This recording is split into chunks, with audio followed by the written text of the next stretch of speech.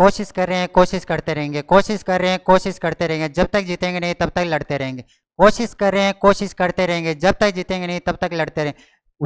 आज का हमारा बिंदु रहने वाला है संविधान का निर्माण। संविधान का निर्माण किस तरह हुआ तथा उसमें सबसे पहले या फिर संविधान सभा की पृष्ठभूमि क्या रही, उससे रिगार्डिंग अपनी चर्चा है, जिसमें 1924, 1934, 1935, 1938, 1940, 42, 46 ये सन हमें याद रखने। 1924, 34, 35, 38, 40, 42, 46।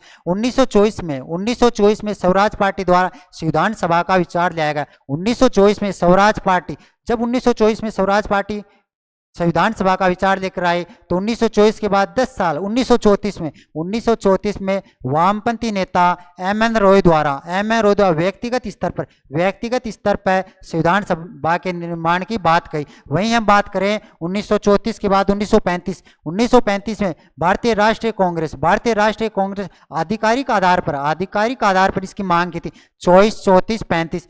1935 में जब आईएनसी इंडियन नेशनल कांग्रेस ने मांग की तो 1934 के बाद 1938 में जवाहरलाल नेहरू ने संविधान सभा की मांग वयस्क मताधिकार के आधार पर करने की बात की। 1938 में जवाहरलाल नेहरू ने संविधान सभा की मांग वयस्क मताधिकार के आधार पर करने की बात की। फिर 1940 में ब्रिटिश सरकार ने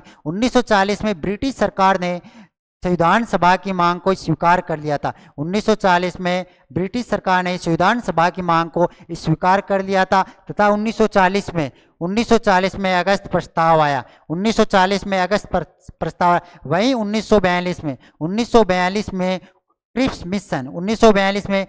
मिशन को भेजा गया, जिसको मुस्लिम लीग ने अस्वीकार कर दिया, उसको एक्सेप्ट नहीं किया। मुस्लिम लीग ने अस्वीकार कर दिया किसको?